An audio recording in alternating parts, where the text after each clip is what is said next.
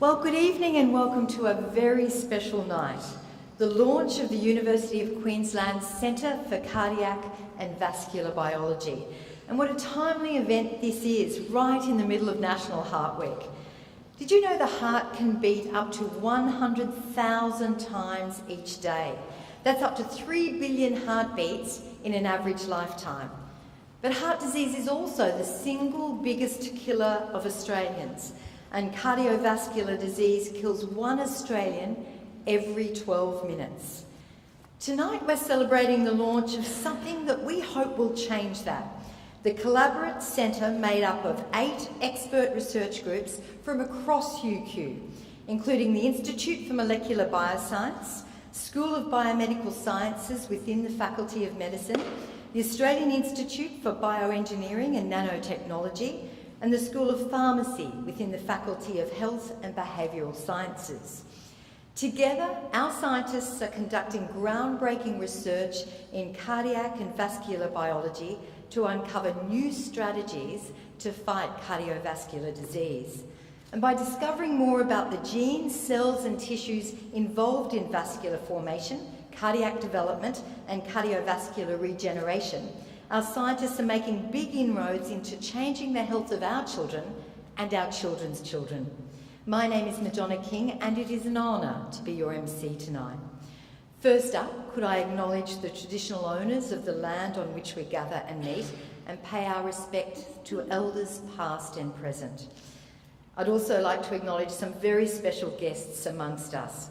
Professor Suzanne Miller, the Queensland Chief Scientist, Professor Aidan Byrne, Provost and Senior Vice President and members of the University's Senior Management Group, Adjunct Professor Mary Marnie, AO, former Deputy Chancellor, and Dr. Patrick Marnie, representatives of the National Heart Foundation, especially Professor Gary Jennings, AO, Chief Medical Advisor, Adjunct Professor John Kelly, AM, CEO, and Dr. Stephen Vines, CEO of the National Heart Foundation here in Queensland, representatives from government and industry, and of course all our distinguished ladies and gentlemen.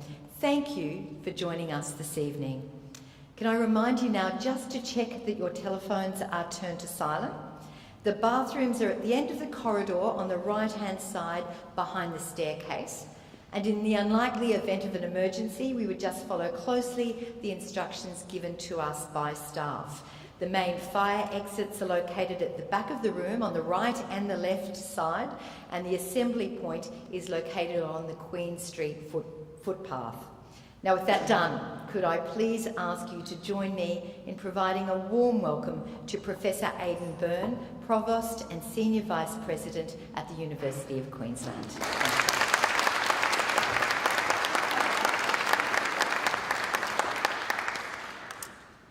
Thank you, Madonna. It's always a pleasure to have you at these functions to keep everything in order.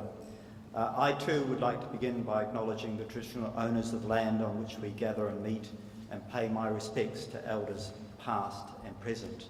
I too would like to acknowledge Suzanne Miller, our Chief Scientist, Professor Mary Marnie, representatives from the UQ Centre for Cardiac and Vascular Biology, that's why we're here tonight, Professor Gary Jennings, panel members, we're going to hear from them soon. Importantly, 2 representatives from industry, representatives, colleagues from the university, but ladies and gentlemen, and everyone, welcome to this event. It's an important event. We've already heard the significance of cardiovascular disease in Australia. It affects 1 in every 6 Australians, and it costs the nation more than $7.5 billion. As we heard from Madonna, it affects people to the extent that once every 12 minutes somebody dies from cardiovascular disease. To perhaps put that into perspective, in the time that we've got for this event here, another 7 Australians will have died. And I think, not wanting to put a dampener on the evening, I think it just drives home how important that is to us, and then significantly how important research is in this area. And we know that other states, particularly Victoria and New South Wales, have invested heavily in cardiac research. and have established research centres going back decades. And we have examples in the Victor Chang Cardiac Research Institute, which was established in 1994 to complement and inform the clinical cardiology and cardiothoracic efforts of the St Vincent's Hospital in Sydney. And even older is the Baker Heart and Diabetes Institute in Melbourne, established in 1926 and widely considered to be Australia's leading institute for diabetes and cardiovascular disease research. And that's not to say, though, that UQ has been sitting idly by, far from it. And I mean that both literally and metaphorically. And one of the most read papers in 2016 was published in The Lancet by researchers in our School of Human Movement and Nutrition Studies, who found people who sat for long periods of time and didn't exercise faced an increased risk of death from conditions such as heart disease. Right across UQ, from the Institute of Molecular Bioscience, the School of Biomedical Sciences and the Faculty of Medicine, the School of Pharmacy and the Faculty of Health and Behavioural Sciences, to the Institute for Bioengineering and Nanotechnology, multidisciplinary teams are searching for solutions to cardiovascular disease. And much of this work is done with local and international partners. For example, you may have seen on the news recently that UQ School of Biomedical Sciences researchers can now create models of the human heart tissue in the laboratory so that they can study cardiac biology and diseases, screen new drugs, and investigate heart repair in a dish. And UQ researchers at the PA, the Prince Charles, the Mater and Royal Brisbane Women's Hospitals are working in clinical settings to better understand cardiovascular disease and to reduce risks and improve management. UQ is home to the last two Heart Foundation Queensland Researchers of the Year, including Ben Hogan, who's on our panel this evening, and most recently James Hudson in 2016, and several Heart Foundation Future Leader Fellows. Indeed, over more than 2 decades, the Heart Foundation has backed hundreds of UQ research projects and people, from our rising stars to our global leaders, something we are enormously grateful for. We are also very proud to be a founding member of the Heart Foundation's Queensland Cardiovascular Research Network, which is building a stronger, more connected research community across the state. So there is no doubt that UQ has the research talent and partnerships to succeed in this space. And this new Centre for Cardiac and Vascular Biology increases the visibility of this talent. It brings together researchers from 8 research labs at UQ, each with a specific area of expertise, but the common goal of advancing our knowledge in cardiac and vascular biology to uncover new strategies to fight cardiovascular disease through regeneration and repair. This collaborative centre is a fine example of the future of research. Experts from different fields with a common purpose, coming together to make vital scientific discoveries and pursue them through the translational pipeline to improve clinical outcomes for the 1 in 6 Australians affected by cardiovascular disease. It will also help us to attract and retain the world's best research talent and to grow the world-class biomedical research hub here in Queensland. Thank you to the Heart Foundation and all of our supporters here this evening. I am delighted to be part of the launch of the Centre for Cardiac and Vascular Biology, which is set to create change in Queensland and contribute to the global fight against cardiovascular disease. Thank you.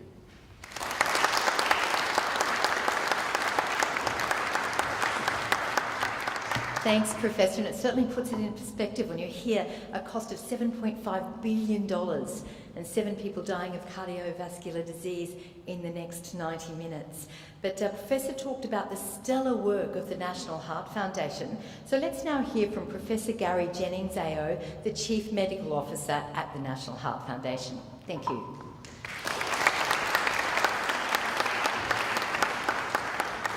Thank you very much, Madonna, and I too would like to acknowledge the traditional owners of the land on which we gather and meet and pay our respects to their elders. We have many distinguished guests here tonight, but just briefly to mention Suzanne Miller, the Chief Scientist, Aidan Byrne, who's just spoken to us, and many representatives from the UQ Centre for Cardiac and Vascular Biology. As academics, we're never happy unless we've got at least a 6-letter acronym, and I'm pleased to see that we've got one here. John Kelly, the CEO, my boss at the Heart Foundation, and many other representatives from government and industry.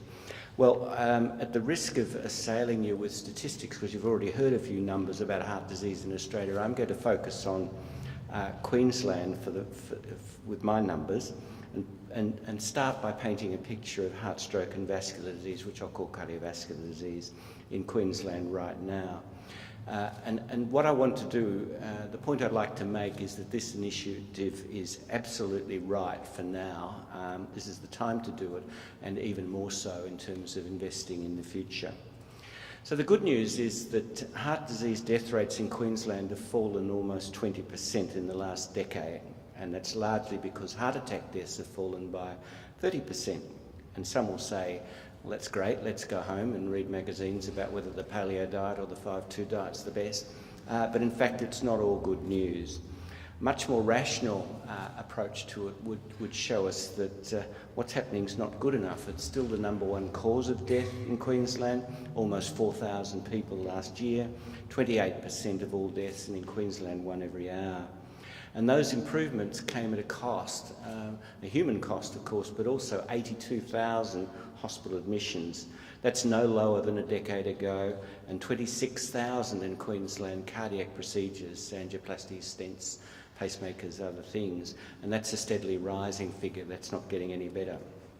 So what does that mean? How do you put those two things together? Deaths are falling, some of these other things are rising. Well, it means that in the face of immense progress, fewer people are dying, but more people are living with heart disease. About 750,000 people in Queensland are living with damaged hearts. And just to give you a little bit of a preview of what you might hear a little bit later, just think about a damaged heart. Now we tend to think of a damaged heart as being something irretrievable. What if we could make heart muscle regrow? What if we could repair damaged hearts? Well, people within this group are actually leading the world in research of that kind, but I'll come back to that a little bit later. Of course, it'd be much better if these people never got heart disease in the first place. And we know much more about preventing heart disease than pretty much any other major condition. The evidence base is absolutely superb. In Queensland, about a third of the adult population have got high blood pressure, a third have got blood fat disorders, which we call abnormal cholesterol, but of course it's more than that. A third are overweight. You'd say, oh, only a third are overweight, but another third are obese. That's 2.23 million Queenslanders that are overweight or obese. And that's changed the picture. This is new, this is brand new. It's playing through to more diabetes, more heart disease. It's a game changer, and it does imply different mechanisms leading to heart disease, probably different treatments that will be needed, and many of these are undiscovered. What we've achieved in terms of these reductions has been reaping the benefits of research that was done decades ago, studies like Framingham following a population, discovering that cholesterol predicted heart disease, that kind of thing. That research was done at a time when heart disease was a problem with thin smokers, harassed executives, people that died in a cloud of smoke in the meeting room. But now we've got a different kind of population. The problems of today are overweight, largely underprivileged people, sedentary people, as Aidan mentioned. If the treatments of today only address part of what we're getting now, what would you expect to see? Well, if you think about that, what you'd expect to see would be a flattening of the fall, which has been occurring for decades, and perhaps even kicking up.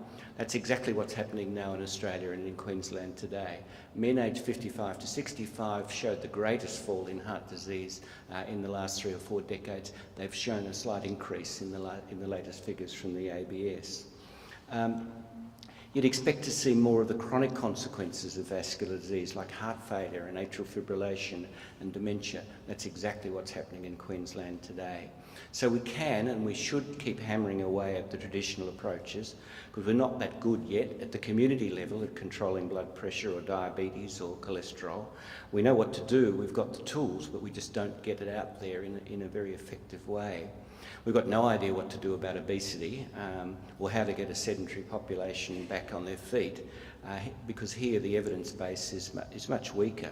We probably don't have the tools, so we just harangue people. Smoking rates still important. They're down to 16% in Queensland, amongst the lowest in the world. Some of the very lowest are about 12%, but 16% is pretty good in international terms, and it's certainly an historical low. But that's 600,000 people who smoke, and we know 2 out of 3 of those, 400,000 people, will die from their smoking. So the rates are different in different groups. They're 3 times higher in Indigenous Queenslanders. So as I said, the UQ Centre is an initiative whose time has come. And why do I say that? As I said, the problem's changing in front of our eyes, and we need to recognise that, and we need to make the discoveries that will be needed for translation in the future. New public health policies will derive from the sort of discoveries that need to be made. Science is getting bigger. It's getting bigger in scale. Some of the cohorts you need to do genomic studies these days, you need 100,000 people sometimes to show something that's quite significant. You need bigger bits of equipment. You need to cross national and international boundaries. You need to cross the traditional discipline boundaries to really perform contemporary health and medical research. And Queensland's got some unique strengths, not just in cardiovascular research, but in other areas that just might have some of the answers that are needed for the sort of questions that I've put. You've got brand new talent emerging, and you'll hear from some of them later. And the only way you can get scale and breadth of expertise to make these discoveries in areas of unmet need and bring them rapidly to the health system is by grouping groups. We can't do it alone anymore like we did in years gone by. So the seeds of cardiovascular disease actually lie to quite a large extent in early life, and you'll hear some emphasis on developmental biology, and you might say, well, that's relevant to congenital heart disease, but what about the rest? Well, it actually comes to play in terms of restoring, regenerating heart, because young hearts actually can replace their heart muscles. So the B in this acronym, the biology, is particularly important. We really need to understand the biology if we're going to come through with this brave new vision. Why would we be complacent about cardiovascular disease when there's so many things that we don't know? We don't know anything about sudden cardiac death, in whom it'll happen, when it'll happen. We can't put defibrillators anywhere, so we just take the Woody Allen approach of saying it's just nature's way of telling you to slow down a bit. We can't distinguish between people that have got a narrowing in their coronary artery that looks serious on an angiogram, but they'll carry it with them until the day they die of something else. That's called a stable plaque. We can't tell that from one that's going to pop tomorrow and block an artery and cause a major heart attack or sudden cardiac arrest, an unstable plaque. So because of that, we have to treat them both the same because we don't know which ones are going to be trouble. If we knew a bit more about those processes, if we knew a bit more about the biology, then we might be able to do better. We're bereft of drugs for rhythm control. And at present evidence, even though atrial fibrillation rates are rising considerably in our community, it doubles every decade after about 50 and causes about a third of strokes.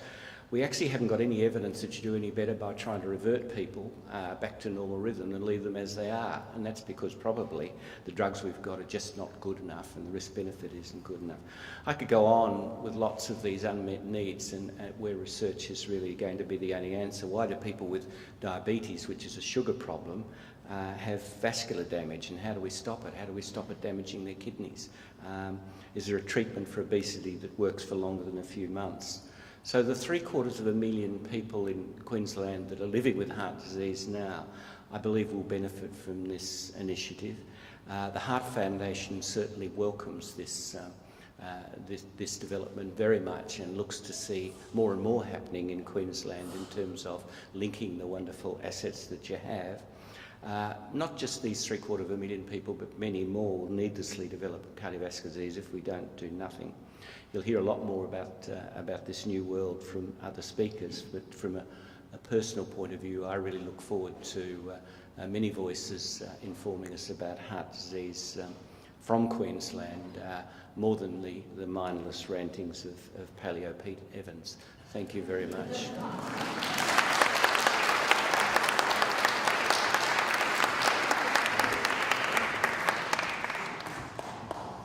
You know I'm going to have to ask you about diets later, don't you?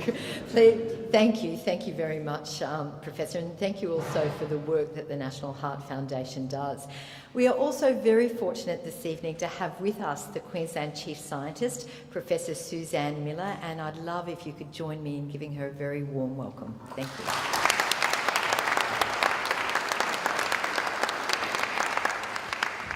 Good evening, ladies and gentlemen. It's a real honour and privilege to be here. I too would like to start by acknowledging the traditional owners of the land on which we meet, pay my respects to elders past, present and emerging, and further pay my respects to all Aboriginal and Torres Strait Islander people who make such a valuable contribution to our communities.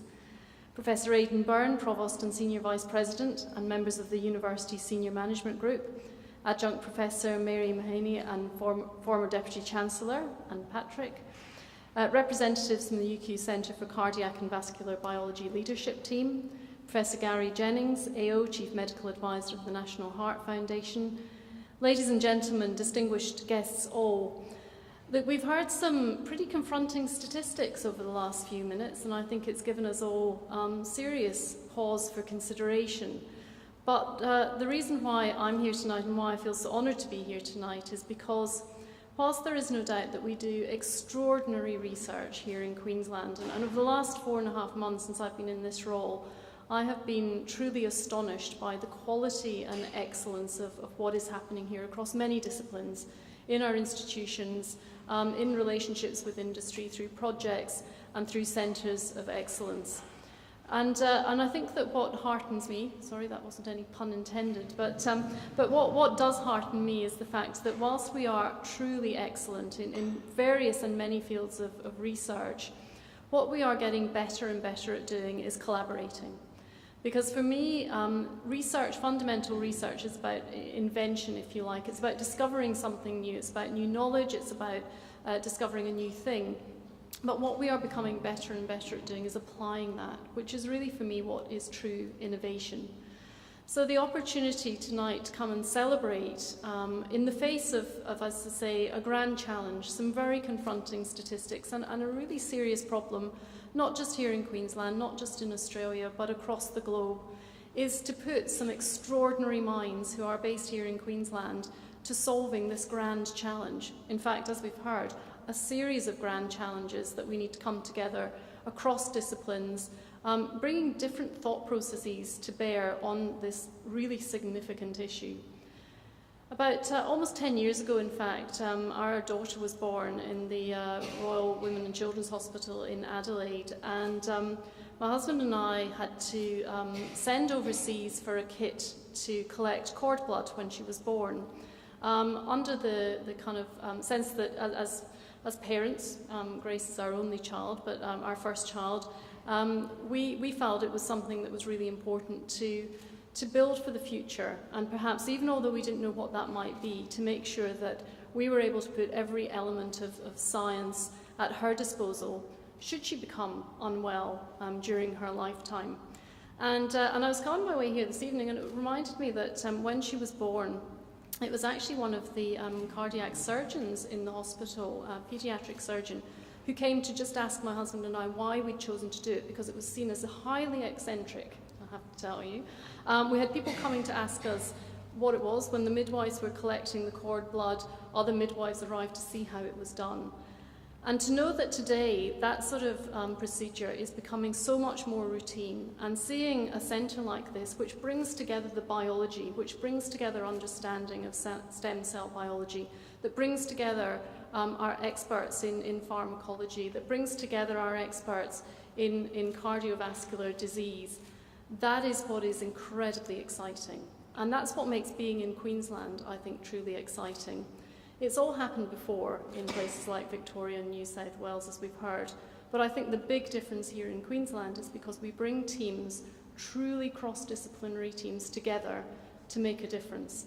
That creates a really exciting environment, not just for better patient outcomes, but I think for better research outcomes. And I truly hope that the researchers who form part of this extraordinary group of brains will find that there is an added value in coming together, and that we do continue to attract the really brightest and the best from around the world, so that we can continue to put our brains to this significant challenge and make life better, not just for us here in this room, and I suspect perhaps we're preaching to the converted. I'm not going to ask for a show of hands about who smokes or who used to smoke, but for a greater benefit for society.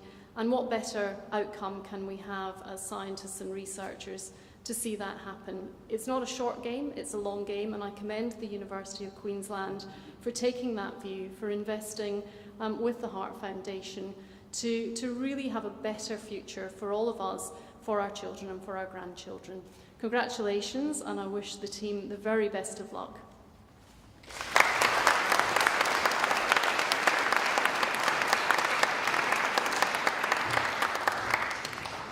Thank you, Professor, and I look forward to you asking the panel the hard questions this evening.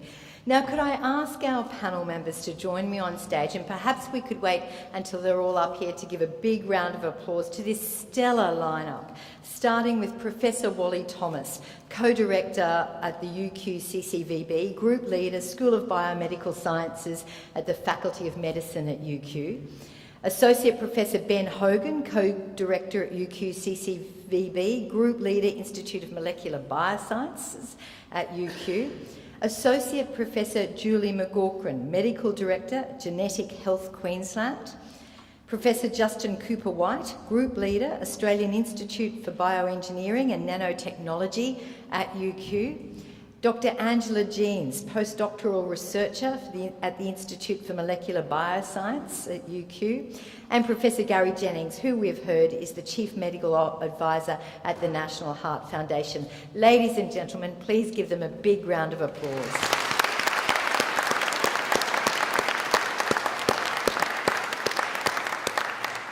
Now, we've heard from Professor Jennings, but could I challenge each of you to speak for a maximum, let's say, of 2 minutes, and provide us all with a brief summary of what you are doing, an elevator pitch, if you like, which we will then use as the basis perhaps for a panel discussion. And Professor Thomas, at the end, can I ask you to begin? Thank you, Madonna. Is that on? Yeah, it is. When you're born, your heart's as big as a plum, and in all of the people sitting in this room, mostly your heart's about the size of a large fist, and that's normal growth. Throughout life, your heart grows to a size that allows you to pump blood around your body that's appropriate for your physiology. Now, we know in some people their hearts grow too big. Athletes that need to push more blood around their body, pregnant women who need to push more volume around their body when they've got babies, and that growth of the heart that occurs is perfectly normal and it's reversible. So when you're not pregnant and you stop exercising, your heart goes back to a normal size. But we know another sort of growth occurs in the heart, whereby if you have high blood pressure, if you have damage to the heart, an infarct, that your heart grows to compensate for that damage or that stress, but that growth nearly always segues to heart failure. So my group works on understanding the molecular mechanisms, the cues, the hormones, the factors that integrate together to make your heart grow in a healthy state, but also grow in a deleterious state. Now, I've only got 20 seconds left, but I'll say, just because we're talking about new biology, I thought I would throw something that you've probably never heard of before. But we all taste with little proteins on our tongues called receptors, and you all have in your genomes 25 taste receptors. Now, what we've discovered recently, if you're looking for new biology, is that all of us in this room have 10 of those bitter taste receptors in our heart. So our hearts and our blood vessels and our organs are all tasting. What they're doing, maybe you can ask me in question time. We still don't know. Sounds like a terrific question to direct to you once we start our panel discussion. Ben Hogan, thank you. Thank you. Always hard to follow Wally with a beautiful description of the heart growth. So my work really is part of the vascular component of the CCVB, and we have several labs that work in vascular biology in the centre, and quite a breadth of research that is directly related to a number of vascular disorders. Within my lab, we are particularly interested in the question of how new vessels grow, how they first form, and how vessel networks permeate tissues and organs. So, of course, this is incredibly important to an embryo, because if it really has to start out by developing a vascular system in order to survive. But it's also really important in damaged tissues and in repairing tissues in cardiovascular disease. And so we've talked a little bit about new biology and the B in CCVB. So until a couple of years ago, we didn't really know that much about what the lymphatic vasculature, so this is the second vessel system which drains tissue fluid but doesn't carry blood. We didn't know what the lymphatic vasculature really did around the heart. And a couple of key international studies told us that upon damage, the lymphatic vessels are incredibly responsive to that damage. They grow in, and the growth of those vessels plays really important roles in the repair of the heart. So much of the biology that we do is trying to understand and identify new genes and new molecules that can allow us to promote the growth of vessels or to restrict the growth of vessels in pathological settings like that. And we hope that we can apply them in settings such as damaged tissues to help regenerate or restore normal growth in those tissues. Associate Professor Ben Hogan, thank you. Our next speaker is Associate Professor Julie McGaughran. I'm probably a little different from the people here tonight in that I'm a hospital specialist. I'm a clinical geneticist, so I work with patients, and today was at the Sunshine Coast seeing patients. The reason 2017 is also important for us, it celebrates 10 years of the Cardiac Genetics Clinic. We see many patients who've got inherited heart diseases, and that's what our clinic does. And again, working with researchers in the field means that sometimes we can work out for these families why they've got the condition, the risks their children of having the condition, and how we possibly can treat them. We see children as part of our group. So I think many of the diseases we've talked about tonight are adult onset, but we have to remember that children have a number of heart diseases, including congenital heart disease, which there's a research group involved in this, but also they can inherit the genetic conditions that affect them in older life. So whilst we can stop smoking and lose weight, we live with our genetic diseases, and this is a really important group to help us understand those better. Thank you. That was Associate Professor Julie McGaughran and Professor Justin Cooper-White. Thanks, Madonna. So as we've heard from Gary earlier, a heart attack is a critical event, and that results obviously from the blockage of a major artery that supplies blood to the heart. And the problem is that the tissue that was supplied by that blood starts to rapidly die, and in particular heart cell, the beating part of your heart, the beating heart cell, the cardiomyocyte, is the one to die first. Unfortunately for us, certainly as adults, that doesn't get replaced. Those cells don't get easily replaced. And if you're lucky enough to live through that critical event, then your body goes into a rapid recovery mode, and as it does in any other wound, tries to form a scar. And so it forms a scar, and that's great for the immediate future of your living self. However, as life goes on, the rest of the heart has to compensate for the fact that it now has a major part of it that is a scar, and that is highly inelastic and that doesn't beat. And eventually what will happen is that the heart will give way, and you'll have heart failure and you'll die.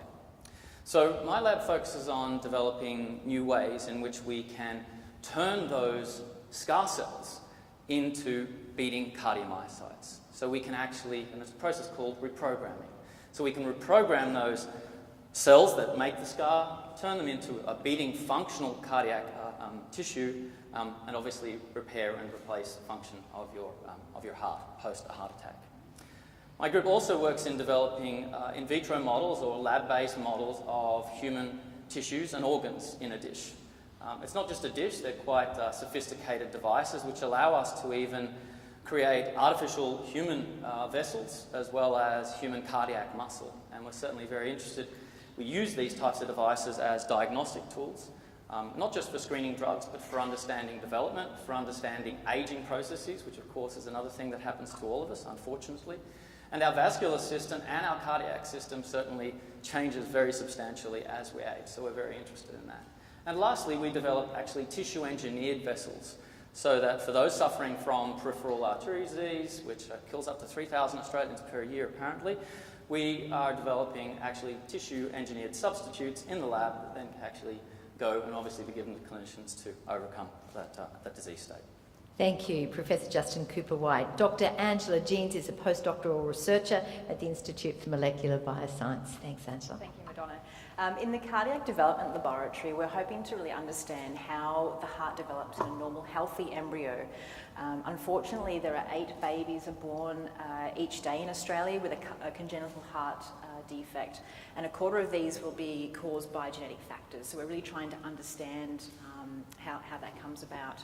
So our work really complements that of Professor Wally Thomas. He talked about the heart, when you're born, starts as a plum and grows normally to a fist size. So we're trying to understand, how does it get to be a plum in the first place?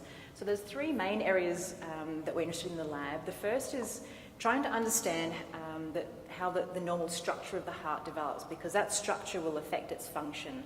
And secondly, we're really interested in a cell type called the endocardium. So this is different from the myocardium. It's not the beating muscular part of the heart. This is an inner lining of the heart. And it allows the heart to join onto the vessels and create that continuous plumbing for the blood flow through your body. It's also critically important for early development of the valves. So ultimately, we're really just trying to understand how if you want to grow a heart or heart tissue, we really need to understand how the embryo does it. And what we're really hoping to do is have a full list of ingredients and a full set of instructions on how to make a heart. And we're hoping this will help us to understand congenital heart defects and perhaps help in their treatment. Angela, thank you. Thank you also for sticking to the 2-minute time limit. I didn't think that would actually happen. But I asked that for this reason. This is your night, and if you've got a question, I'd love if you didn't go home thinking, I wish I'd asked that. Now, I'd ask that no question relate to a specific personal medical query, but other than that, our panel will discuss most things. So if you have a question, if I could get you to stand, and we will get a microphone to you and get through as many as we can. And I'm going to throw a couple at you, but the moment someone stands, I'm going to throw to you, so please do that. Professor Wally Thomas, you can't say that we taste with our heart, or we've got 10 taste receptors in our heart, that I can't begin to understand that. What and why? Yeah, I don't know. The answer is I don't know. All I do know is part of joining the centre and also the collaborative gain that comes from working with the Prince Charles Hospital, the researchers at the Prince Charles, who work with humans and do surgery on humans every day. They're very generous. We get a little bit of heart tissue from the surgery. And what we've done is we've actually stimulated that heart tissue, which will contract in the laboratory with bitter compounds, and the heart contraction almost just dies off. So I don't know what the physiology is. The point I made that, because we're talking about new biology, is we think we know a lot about our bodies. I think we know very little. In the heart, we talk about these things called receptors. All of you have 100 of these receptors that respond to a whole range of hormones. And the ones we've all heard about are adrenaline, when you get scared by a dog and you get that's adrenaline, and angiotensin and endothelin. There's only really a handful that we understand what they're doing. There's another 90 of those in your heart. There's all this physiology we don't understand, and it's our job to work out what that is. And one little tiny bit of that is we've got these crazy taste receptors in our heart that we don't know what they're doing. Very interesting though, isn't it? Can I go to Associate Professor Ben Hogan? You're a co-director of our new centre. In theory, we know what it looks like. How will this work in a practical way? Well, it's actually been a really exciting thing to experience the first couple of years of the people that make up the labs coming together and working together. So we've got people working in cardiac tissue engineering. We've got developmental biologists working in how vessels grow and how the heart develops in the embryo. And already I think we have a number of really exciting collaborations within the centre. Particularly, one example is between Justin's lab and mine, so an engineering lab and a zebrafish developmental and mouse developmental biology lab in my group, coming together to try to find new drugs that can help to grow vessels, help to restrict vessel growth by combining the power of using small animal models with engineered systems. And these sorts of things weren't happening 3 years ago, but they're happening since the CCVB started. And we hope to grow the centre even more. You mentioned the zebrafish. Can I just jump to Dr. Angela Jeans? What's the zebrafish got to do with heart research? Why is that so important? Yeah, so the zebrafish are a fantastic model. They're It's a freshwater tropical species, and they're fantastic because while we're unable to visualise heart development in a baby, it's a bit more complicated, but the fish grow from eggs, so they're outside the mother, and they're also transparent, so they're very easy to visualise under a microscope, and they develop very quickly, so we're able to see a whole lot of heart development in a very short period of time. So it's really great, and they've actually proven to be a fantastic model to discover new genes that are involved in certain processes in heart development. And one of the things we've done in the lab is to identify a new gene involved in an arrhythmia, and this has not been previously known. So that's really fantastic. And then once we've been able to discover the genes and visualise in the zebrafish, we can then use other models, the cell biology, the stem cells and other model organisms to sort of try and take that into a preclinical setting. I'm waiting for someone to put their hand up, but while we do, yes, up the front here, thank you, in the third row, if we can get a microphone up here, that would be great. Put your hand up, sir, thank you. Just on arrhythmia, what do we know about the genes that you just referred to? Yeah, so we actually don't know, there's not much known about this particular gene, so we've just recently discovered it. We're really eager to just understand the basic biology. It does have a similar type look to other genes that we know have are mutated in arrhythmias, so we're hoping that it may be a future target we may be able to find a therapeutic for. Fantastic. Thank you, sir. Hello. I have a question for Professor Cooper-White. You talk of development of scar tissue from heart injury, from lack of blood. Can you say if you have investigated the possibility of scar tissue growing as a result of surgery or corrective surgery? Certainly that's likely to happen. We certainly haven't investigated that and as to whether what we're doing could be utilised, obviously to potentially overcome that. The technologies we're developing can deliver genes pretty much of any type, as long as you know which genes to deliver to which cell types, and this is very important. It has to be specific. It has to be to a defined cell type. Delivering the right genes to the wrong cell will give you the wrong outcome. So that's very important in the technology that we've recently developed. It allows targeted delivery to a particular cell type. So as long as we know what genes we have to upregulate and what genes we have to downregulate, it's possible. And certainly we do have other projects looking at ischemia and fibrosis in other tissues. A question here in the second row. Okay, we'll come back to that in just a moment. Associate Professor Julie McGaughran, such an important addition to our panel because you are the clinician. You said you've been at the Sunshine Coast today. So often we see scientists working in little islands. How will this practically change things in your mind? Well, we hear a lot today about how great genetic testing is, and it is, but it's really hard sometimes to work out if a change in a gene has actually caused a condition, to the extent that the only way you might be able to do that is to create an animal with that same gene change, for example the zebrafish, and see if it causes it. And in fact, Ben and I collaborated on a family from Bundaberg who had a particular features that no one could work out, but by using the zebrafish model we've actually confirmed and made a diagnosis in that family that we couldn't do any other way. So I think the opportunities for families to understand the cause of their problems, to be able to access testing. And I think, as was mentioned earlier, sudden cardiac death is a tragedy when young people die unexpectedly and out the blue. And for 30% of those, there may be a cardiac genetic cause, but for the rest, we don't know. And the opportunity to try and work that out is a huge bonus for families. Can I ask Professor Gary Jennings, do you want to add anything there from the clinician's point of view? No, I just completely agree that you often get remarkable clues from unusual cases, unusual situations.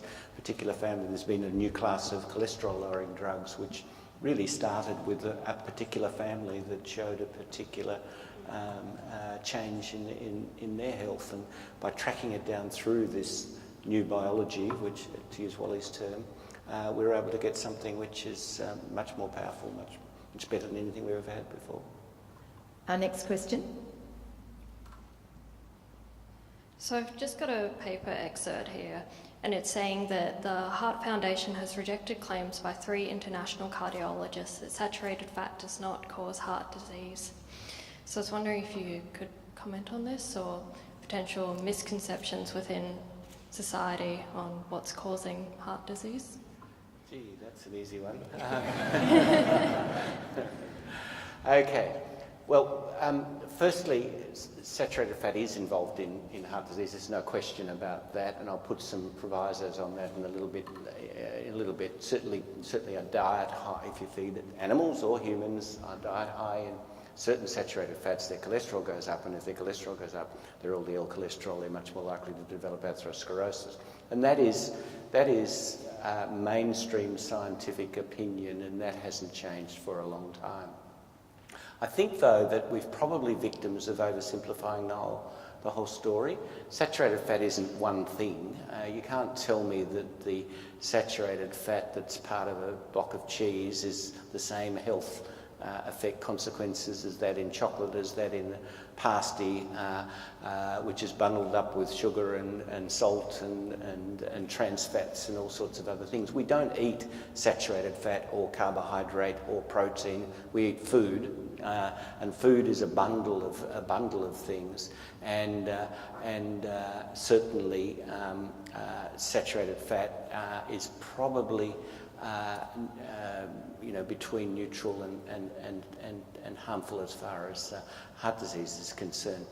The other thing which has confused this debate has been the question of total fat, which probably isn't related in the diet, probably isn't related to heart disease, and that's probably because there are lots of good fats in some of these foods too, the monounsaturated, polyunsaturated fats, which, if anything, are neutral or beneficial.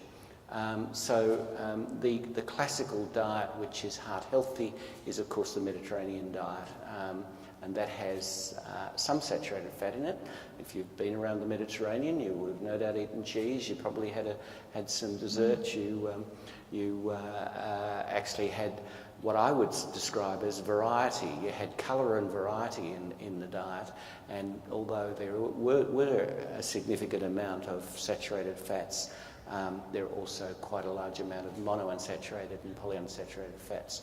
So nutritional science is very, very difficult. It's very difficult to get people to eat a single biochemical entity like a saturated fat and eat nothing else and have a purest kind of study. So we do a lot of extrapolations from epidemiology, and I just come down to the kind of thing your mother-in-law would have told you, and that's eat a variety of foods, have them as close to how they were when they were picked or grown or found, and process them as little as possible. All right, and we're told that quite often. So what do we do about your statistic that 2/3 of Queenslanders are either overweight or obese?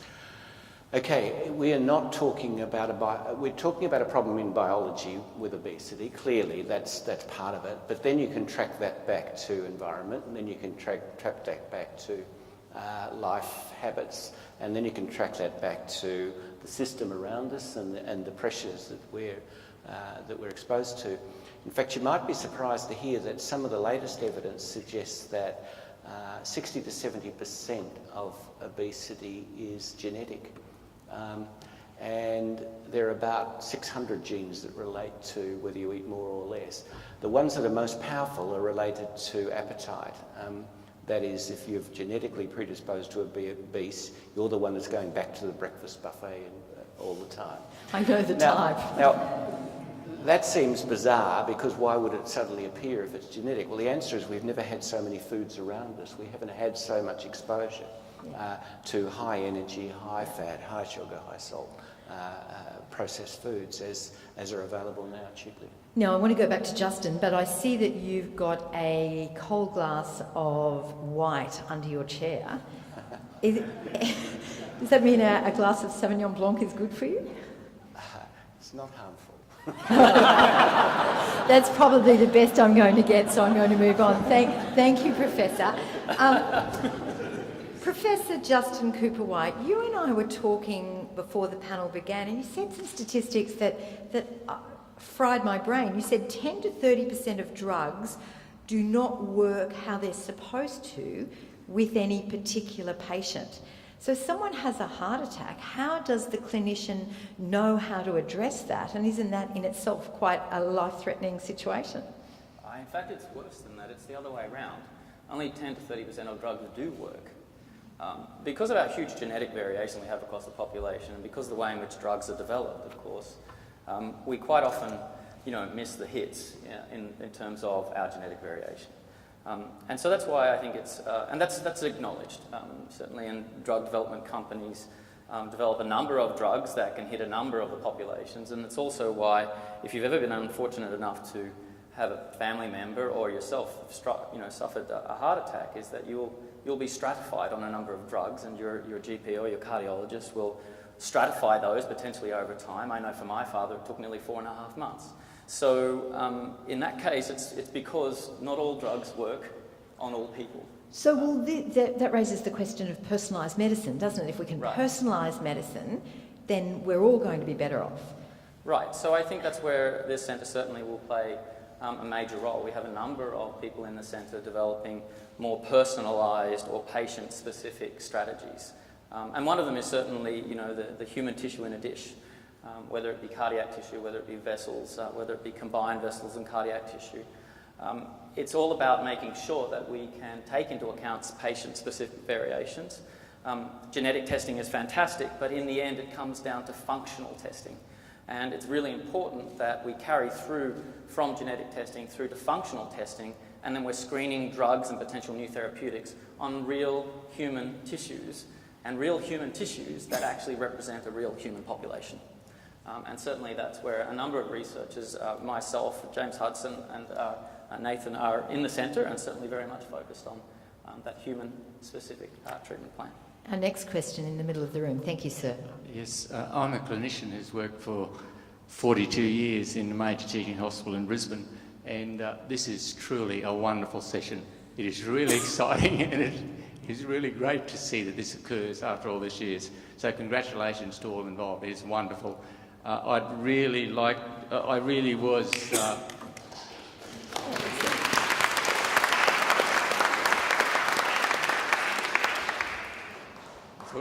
Professor Gary Jennings' comments about obesity. Now, a lot of the other themes being clinician really ring true to me, having seen patients over the years. But I get the impression that the biggest bang for the buck, if we look in what we spend and the return, would be really lined into obesity. Because looking at my practice 40 years ago with stenotic lesions proximally and vascular disease, and now seeing the diabetic patients in small peripheral vascular disease, if we put a lot of effort into really controlling our obesity epidemic, we will see major benefits. I could go to a hospital meeting as a director of a major department 30 years ago where the chairman of the hospital board smoked, the medical superintendent smoked, and the director of surgery smoked. Sitting in that room, if I expressed disapproval, it would have been socially unacceptable. Now that has totally changed. We need to develop a similar attitude towards the consumption of food. Unfortunately, in our society and the way we behave at the moment, that is not occurring. So congratulations to you all. And perhaps just one question. Professor Jennings, what do you see as the best way forward into really managing this epidemic obesity, which some people say we may be the first generation in the last century where we see people living a shorter lifespan related to the complications of diabetes and the complications of obesity. And I was really excited to see, I really fully agreed with your comment about that we haven't got any effective treatment for obesity that lasts more than 2 to 3 months. Okay, let Professor Jennings. I don't think there'll ever be a silver bullet for this, because I think the answers lie in everything. A lot of them lie in civil society, in the built environment, in advertising to kids, in the food supply that's made available, in what sort of regulations, taxes, whatever we want to do about controlling the supply of food to the public. But it wouldn't hurt to have some effective treatment for people that are already obese, particularly the morbidly obese, because we know they have very, very difficult lives. Your argument about stigmatising cigarettes, I think, is is understandable. There is a risk in kind of demonising people, and they'll never come near the health system if we go too far in that. But as I said, I don't think there's going to be one thing. I think it has to be like tobacco control, where we had a whole combination of things, including regulations that made the difference. Educating the public, regulations, taxes, all these kind of things, I think need to be considered. On that point, when we're talking about, trying to address that public image, whether it's smoking, obesity, Professor Wally Thomas, you said much of the growth can be reversible. What's the message to people, whether they're obese or whether they're smokers, in terms of that public message of how they can get their heart functioning back to its original level, or can they? Well, what I said was, in certain situations your heart will grow if you exercise, if you're pregnant. That's reversible. We call that physiological hypertrophy. Unfortunately for the people we're talking about people probably that have had hypertension for 20 years, they've had high fat for that period of time. I think that's a much bigger ask to just reverse that. I think the great white hope here, and I would say this because it's part of the centre, is the things that Justin talked about before with James and others, is, if you're going to do anything about heart failure at the moment, it's heart transplant. There aren't enough people to transplant into the people that need it. And I think regeneration, and that's why I feel very sort of positive about this group. I do think, in 20 years or 30 years, I think we'll look back and go, we can now trick the heart to regenerate itself by understanding at a very fundamental level how good growth happens in the heart, what happens in bad growth, and understanding all the molecular cues. I think the people here will probably be the people to do that. So I'm very excited by that. Ben, did you want to add to that? No, I saw you nod. No, I guess I think there's really important social interventions that need to happen, but I'd come back to Julie's point that there's also genetics and often genetic predispositions, so we'll always have heart failure and we'll always have cardiac and vascular diseases, and a lot of the work that we do is always going to be relevant, I think, to dealing with those and molecular interventions that try to deal with damage. So as co-directors, you and Professor Thomas, how do you judge, what is the measure of success of the UQ CCVB? We would like to see, real products coming out that are working towards translation, getting into the translational pipeline so that they can have an impact on patients, whether they're from the cardiac engineering wing of the centre, or whether they're from some of the vascular biology and atherosclerosis wing with Peter Little's work. We want to see that people are doing multidisciplinary work that leads to those sorts of translational outcomes. Okay. I guess my feeling is everything happens too slow in science, so what I'd like to think this group could do is to really amp up the speed at which we do things. We often work in isolation as scientists, and I think one of the great things that I think is going to come out of this centre is we're going to go out and work with clinicians and we're going to work with public health people, but we're going to focus on what we do best, which is how hearts develop, how they fall apart, and how they can be regenerated. And I think if we can come back in 10 years and we've got lots of support from people like you and the government, and we can do a good thing, I'll be very happy. I think that's what success will be. So to Professor Jennings, a lot of the problem with smoking was addressed by government legislation, banning smoking advertising, increasing the tax on cigarettes, and also a great public health campaign. Do you see the same thing happening for obesity, or is government not willing to ban the advertising of fatty foods and tax those sorts of foods and so on to improve the health of the population? Thank you, Professor Jennings. Well, I agree with you that there is a view amongst certain sectors of the population and certainly parts of government that it's all your own fault, really, and you just need to pull your socks up if you're not living a healthy lifestyle. I think all the evidence from a public health perspective is that we need to help people. We need to create the sort of environment where it's easier for them to do that, and some of that generally involves price signals in some way or another. Hopefully government can work with big food, with big industry, and that's happened quite successfully in the UK, where salt levels in commercial foods, sugar levels have been reduced quite substantially. Whether we can get there without taxation and other stronger sort of sticks, but there have to be some carrots as well. Thank you. Yes, sir. Thank you. Madonna, I'll let you decide who you think should answer this. My question relates to medication for high blood pressure and heart disease. My concern is that local medicos, GPs, are quick to put you under medication at the first sign of high blood pressure. And my concern is just how good is the current medication in treating heart disease? Is there anything there that we should fear about the medication which is being prescribed currently? And for how long should you be on medication before it's going to cause more harm than good? Okay, thank you. Is Professor Justin, are you the correct person there? I'll take it. Okay. I'll take that one. Thank What you. you should fear is not taking a medication if medication is necessary for lowering blood pressure. I think the greatest fear should be about not taking it, because the evidence that it reduces strokes and deaths from cardiovascular disease is so strong. Now, the medications we have available now are very, very good in the sense that they're very easy to take. They don't interfere with your daily life for the most part. If you get a side effect, any drug can cause some side effect. There's always an alternative. And the common view from the national and international guidelines is if you've earned the blood pressure medications in the first place, and that does depend on being properly evaluated and worked up and having a really good try and continuing to try with all the lifestyle things like salt reduction, physical activity, etc., then you probably should take them for life. Okay, thank you. Thank you for the question too, sir.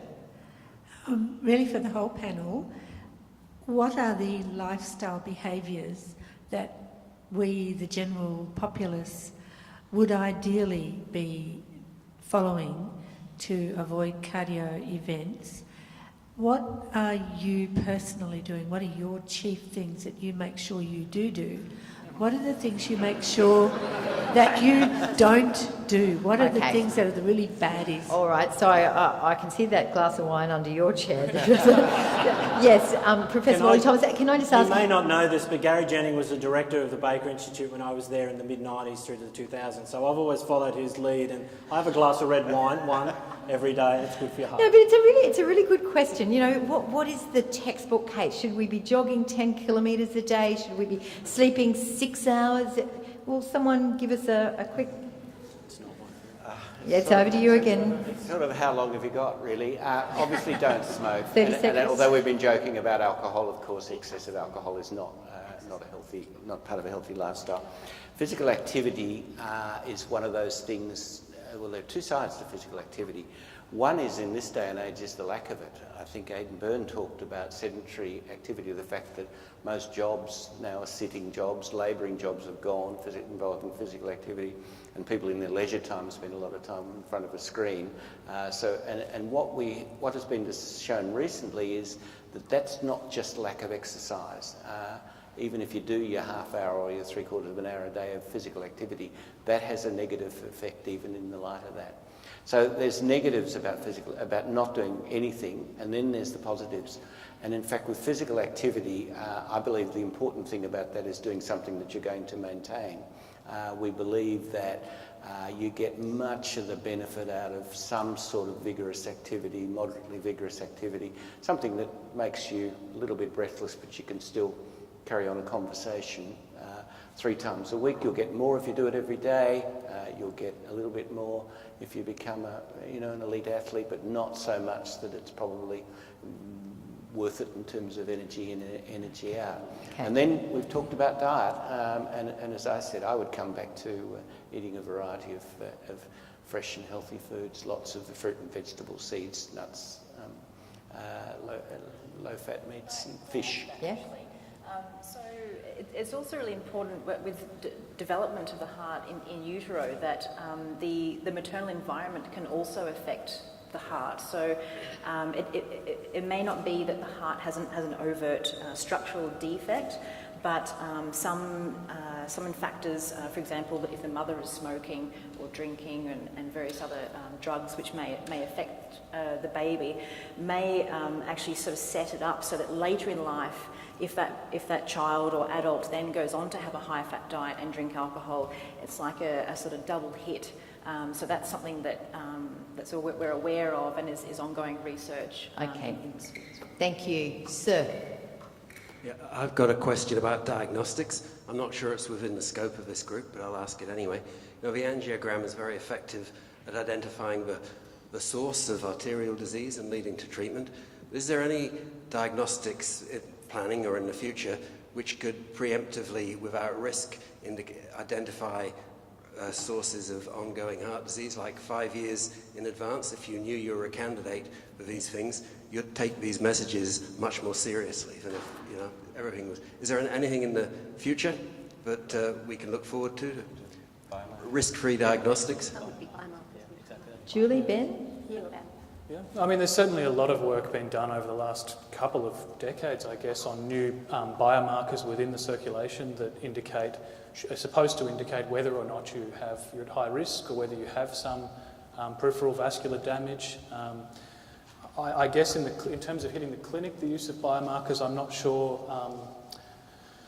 sure about the impact at this point, but there's a huge amount of work done on that and a lot of promising work, certainly in animal models that I'm aware of. Wally, do you?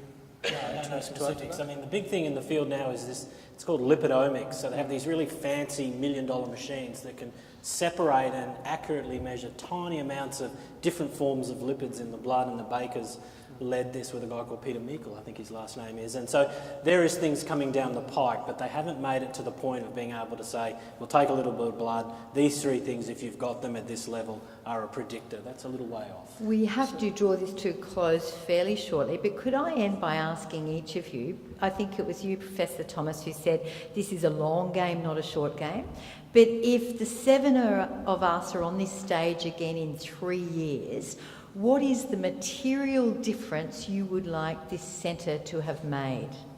Starting with me? Yeah. I guess Very brief. For me, it's the intangible thing. I've been involved in a lot of things. I've run at some institutes, I've run a school, I've played rugby, I've done all sorts of things. They're all the same. The intangible is momentum comes from some esoteric thing that I haven't fully understood at the age of 55. What I hope in 3 years is that this doesn't falter and that it has momentum, and that momentum comes from people being committed and having people support them. So that's what I want to see, that intangible momentum driving this forward in 3 years. Thank you, Ben. Yeah, I completely agree with Wally, of course, but I would also, I guess what I'd like there to be is more of us up here in the centre. I'd like to see that we grow, that we bring new talent to Queensland in cardiovascular research and biology, and that we continue in the vein that we've started in multidisciplinary research and trying to bring together bioengineers with developmental and cell biologists to grow something that I hope will be quite unique in Australia. Associate Professor Julie McGaughran, to clinicians, what do you think? I'm a wee bit more tangible than they are. I would actually like to see a mechanism whereby I can go to a family who has a rare variant that I don't know if it's caused their condition, to go to the centre and say, help me make an animal model of this, let's work out what this has done, so we can translate it directly into clinical care. I would also, as an addition, like to see us as a leader on the national stage in that area. Fantastic. Thank you. Justin? So I guess I'm more on the translational element. I'm a bioengineer. I like to see things that we create, that we invent, actually make it out, obviously, into the public and into the clinic. I'd really like to see that just one of the things that we come up with in the centre is on its way to translation. Achieving that in 3 years is just impractical, given the fact that we are dealing with medicine, but actually have it going on its way to having a true hit for translation and making a true difference. Angela? I think we're really hoping to have further insight into how the heart develops, working with people like Julie McGaughran, and also I talked about identifying new genes involved in certain processes. So wouldn't it be wonderful to have new information for genetic testing? I think that would be a true advance. Professor? I'll come back to a better understanding and a better amongst the community and thereby in government of the value of cardiovascular research, of the benefits that that it offers, and the fact that all analysis shows that you get roughly $7 back for every dollar invested, and if you put it into these bright people, I'm sure you'll get returns, whether it's a new test, a new treatment, a new device, it'll come. Great way to end it. Ladies and gentlemen, please thank our wonderful panel.